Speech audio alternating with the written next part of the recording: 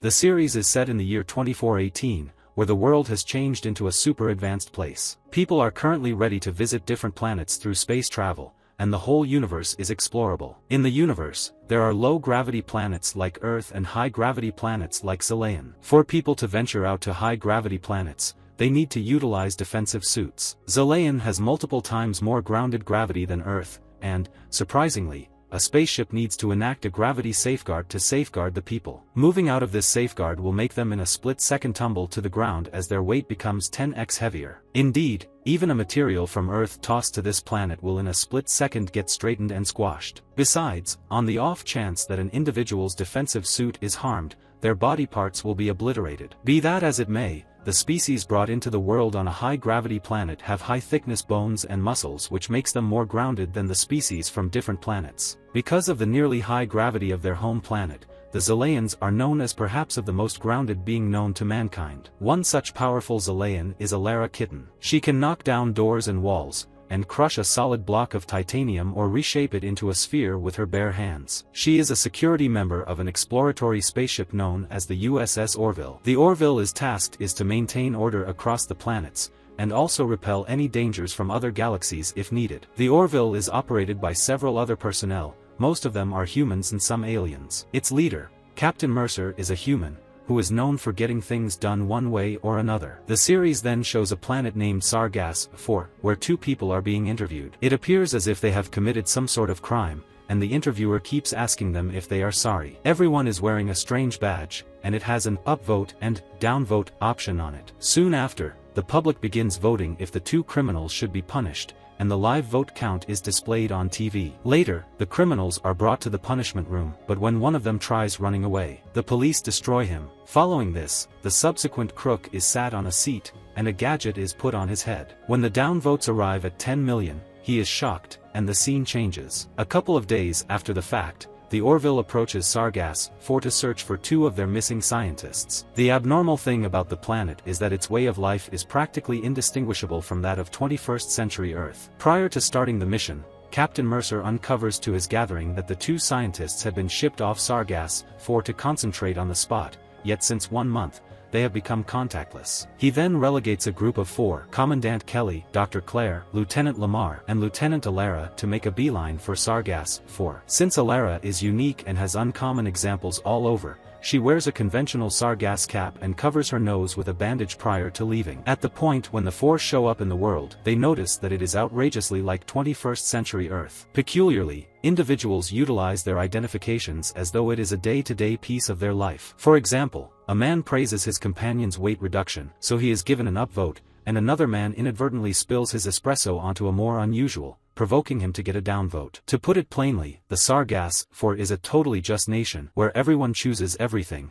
including an individual's destiny. Notwithstanding, the Orville bunch doesn't give a lot of consideration to it and just returns with their main goal. Sometime later, they go over a book, slow down and ask about the scientists. Yet, all things considered, the proprietor hands them 4 identifications, referencing that it is a wrongdoing to stroll without it. As the 4 are strolling through the roads, Lieutenant Lamar attempts to have a good time and starts hitting the dance floor with a close-by sculpture. Administrator Kelly promptly advises him to stop, yet Lamar, being Lamar, keeps displaying his abnormal moves. All of a sudden, certain individuals around them begin clicking recordings of the dance, and thus, Lamar at long last gets down from the sculpture. Soon after, the gathering arrives at a bistro, where they notice a lady being turned down in light of her monstrous downvotes. It just so happens, individuals with countless downvotes are disregarded by the general public in this world. In the interim, the gathering approaches a bistro representative, Lysella, and shows her the image of the 2 specialists that disappeared. Shockingly, they are informed that the 2 are famous individuals, as they had been rectified as of late. In any case, before they can examine any further, out of nowhere, the downvotes on Lamar's identification begin expanding at a dramatic rate. The gathering is baffled on what's going on, and all of a sudden, a television report shows the recording of Lamar hitting the dance floor with the sculpture. Oddly, the columnist remarks that Lamar was bumping the sculpture, which ends up being a divinity on that planet. Befuddled, the gathering chooses to get once again to their planet. However, when they arrive at outside, a huge horde of individuals encompass them. Lamar makes an honest effort to guarantee his blamelessness, yet tragically, a lot of officials appear and remove him. He is then taken to jail, where a man named Willix, who is a publicity officer by profession, approaches him. In this world, publicity officers are the equivalent of lawyers, but their jobs are contrastingly different. Willix tries to ask Lamar his side of the story, but the latter mentions that he was simply dancing. He also claims to be unaware of all the rules in the world, prompting Willix to tell him everything. He mentions that in Sargass 4, everything is democratically run, so if a person commits a crime, the public will determine her fate by a voting system. If the said person receives 10 million downvotes, they will be corrected. A correction is a procedure in which a criminal is electrocuted until all his memories are wiped off. Hearing this, Lamar becomes terrified and begs Willix to help him, but the latter mentions that there is a legal process. Lamar will have to go through a series of interviews, which will be displayed on live TV, and if the audience likes his apology, they might upvote him and save him. Hence, their best chance to escape the correction is to prepare a perfect apology speech. A while later, the Orville group visits Lamar in the waiting room and finds out about the correction that he is going to face. Hearing the word correction, Alara remembers that the cafe employee, Lysella, also mentioned that their two friends had been corrected, and that is why they are so famous in this world. Hence, Alara, along with Dr. Claire, decides to interrogate Lysella, while Commander Kelly stays behind with Lamar. In the next scene, Lamar is being readied for his first apology interview, while Willix and Claire try their best to motivate him. However, the session goes awfully wrong when Lamar makes a mockery out of himself. Soon, the people start the voting system, and Lamar receives a whooping 4 million downvotes. Elsewhere, Lieutenant Alara and Dr. Claire approach Lysella and start interrogating her about their missing colleagues. Lysella mentions that one was corrected and sent to a facility, while the other one was shot and killed, as he attempted to take off. Some time later, when Alara and Claire are in the washroom, Lysella approaches them and unintentionally sees Alara's uncovered face. Terrified, she has a go at taking off, yet the Orville couple quiets her down and takes her out for a beverage. There, Alara and Claire at long last uncover that they are outsiders, and that they need to come to take their companions back. Before long, Lysella likewise begins feeling good, and she lets them know that the scientists were secured for not surrendering their seats to a pregnant lady. After this, the three head to the remedial office. Lastly, find one of the scientists that was rectified. He seems, by all accounts, to be exceptionally quiet, and has no memory of what he did. Seeing his awful state, Dr. Claire promptly returns him to the Orville. Yet again then again, Lamar goes to his subsequent expression of remorse interview. In any case, things turn out badly when he strongly high-fives the crowd. This time, the downvote count arrives at 9.3 million. Back at the Orville, everybody is restless about Lamar, as there's simply no time left. All of a sudden, Captain Mercer thinks of an arrangement. He understands that to overcome the democratic arrangement of Sargass 4, they need an inside individual. Consequently, he takes the difficult choice to carry Lysella to their base. After she is brought to the Orville, she is shocked to see the offices and workers inside it. Burning through no time, Chief Mercer directs a gathering and inquires as to whether there is some method for changing individuals' discernment towards Lamar. The young lady thinks for some time and answers that they could get an opportunity on the off chance that individuals get to know the great realities about Lamar. Hearing this, the Orville researcher, Isaac, advances an arrangement to hack into the democratic data set, and Mercer surrenders him the heads. Somewhere else, Lamar is brought to the rectification room, where a live vote count is being shown. The whole populace will have 10 minutes to cast a ballot, and toward the finish of the term, on the off chance that it arrives at 10 million, Lamar will be remedied. True to form, he gets off to the most exceedingly awful beginning conceivable. In the meantime at the Orville, Lysella makes reference to that individuals on Sargass 4 have compassion toward the crooks who deal with their grandmas, have a tactical record, and love their canines. Hearing this, Isaac utilizes his alpha tech abilities and hacks into the democratic information base. He then manufactures the great realities about Lamar and spams it in the framework. Shockingly, the arrangement works, and a few group begin upvoting Lamar. With this, the votes are similarly partitioned, and Lamar is saved. Not many weeks after the fact, the gathering again chooses to review another planet, which looks like Middle-Age Earth. This time, Authority Kelly, Isaac, and Lieutenant Malloy are entrusted with the mission. Since the planet comprises of extremely middle-aged individuals, the gathering is completely requested to not interact with any individuals, as it might bring about social pollution. Soon after, when the bus arrives at the planet, they notice that it closely resembles Earth. In any case, it is a few centuries before. Commandant Kelly branches out first, and when she looks through her optics, she sees a town close by. Sooner or later, as she is examining the spot, two young ladies out of nowhere spot her. Weirded out by her look, they promptly begin taking off, yet one of them excursions and falls, making her head drain. Despite the fact that Kelly is under severe orders to not interact with anybody in the world, her maternal senses can't just allow the young lady to drain out. Thus, she moves toward the young lady and presents herself. She then, at that point, takes out one of her cutting-edge gadgets and recuperates the young lady's injury. Sadly, when Kelly turns around, she sees that few middle-aged individuals have seen her, inciting her to take off from the spot. Afterward, when the whole team has returned to the base to close their discoveries, the baffling planet disappears instantly. This leaves everybody paralyzed, except Isaac,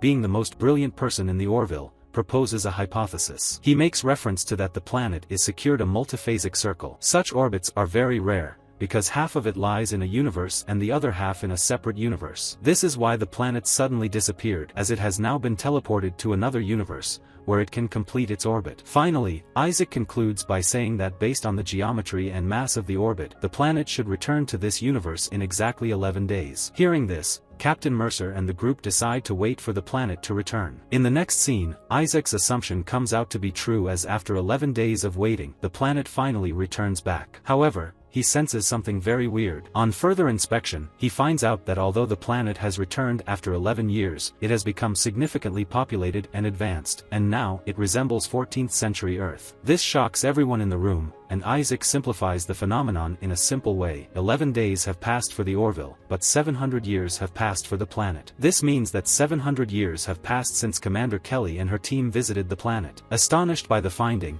the team again ventures into the planet, and this time, Captain Mercer also joins them. At first, they decide to find some clothes so that they can blend in with the people. Hence, they approach a nearby hut and try stealing some clothes, but just then, a lady emerges with her child. She confronts Kelly and begs her to bless her child. Although confused, Kelly hesitantly obliges. Because of the incident, the group realizes that something really bad has happened. Later, when they put on their new clothes and continue their journey, they come across some corpses hanging on a pole. When Captain Mercer inquires about it, a man reveals that they were hanged for spreading blasphemy about their god, Kelly. That's not all. The group also finds out that the whole village worships Kelly, and criminals are executed in her name. Even a small kid is forced to study when his mother mentions that Kelly is watching him. Stunned, the group reaches a religious temple, where they track down a colossal sculpture of their god, Kelly. This is the point at which they understand that Kelly's contact with individuals quite a while back made a huge difference. Since she looked present day and recuperated the young lady utilizing her gadget, reports spread all over this world that Kelly is a divine being. Therefore, they began venerating her, and, surprisingly, following 7 centuries,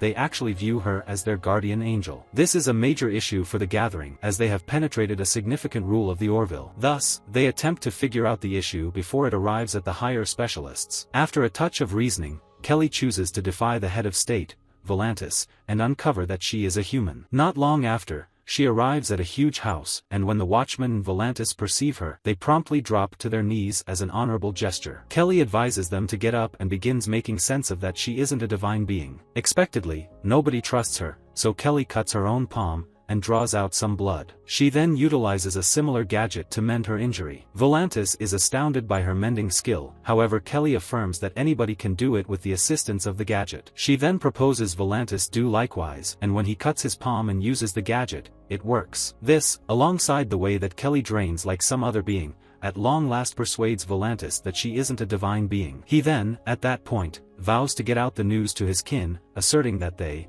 as well, ought to know reality. After Kelly and the Gathering leaves, Volantis continues to set up his men to get out the word all through the world. Notwithstanding, one of his voracious partners, who accepts that Kelly is important to keep up with command over individuals, betrays him and kills him. Following this, the scene quick advances by 11 days, where the Gathering is seen trusting that the planet will return. Before long, Isaac distinguishes a few developments, and the planet, which has now changed into 21st century Earth, arises. Without burning through any time, he directs a few tests, and figures out that individuals are as yet venerating Kelly. Nonetheless, she has additionally become disputable as huge number of individuals are being killed by psychological oppressors in her name. The Gathering is crushed to discover that their arrangement didn't work. Right when it appears as though they are in a difficult situation, Kelly concocts a thought. She suggests that she, herself, will go to the planet, and remain there as long as she can remember, so she can demonstrate that she's not a divine being. Notwithstanding, Captain Mercer quickly precludes her. It is excessively dangerous to make sense of that. All at once, Isaac ventures forward and pronounces that he'll make it happen. Since he's a robot and knows an extraordinary arrangement about science, individuals will trust him. Moreover, he will likewise make do for the following 700 years, as it is just 700 seconds for him. Despite the fact that Captain Mercer and his gathering are as yet wary, they choose to let him go, as it is the best way to fix the harm. After this, the scene again jumps to 11 days, where the planet returns. This time, it has changed into an exceptionally cutting-edge world, with tremendous urban communities in it. In the meantime, a spaceship moves toward the Orville, and requests consent to enter. Captain Mercer endorses it, and two modern-looking outsiders, alongside Isaac, enter. Right away, the two express gratitude toward Captain Mercer and the gathering for sending Isaac, as he was one of the main thrusts behind their planet's turn of events. At the point when Kelly asks, assuming she is as yet being revered, the outsiders answer that they quit doing it sometime in the past. Nonetheless, individuals are as yet appreciative that Kelly and different outsiders visited their planet, as it gave them the inspiration and resolve to make their planet comparative. The episode closes as the outsiders return to their planet, while